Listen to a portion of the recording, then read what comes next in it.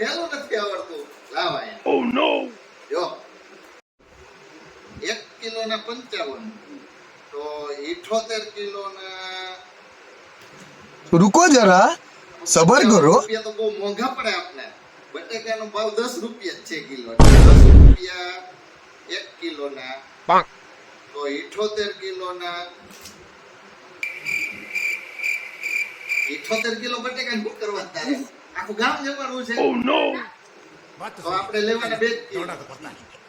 તો 10 રૂપિયા 1 કિલોના તો 2 કિલોના 20 રૂપિયા થાય. કેટલા? 20 રૂપિયા જવાબ આવે.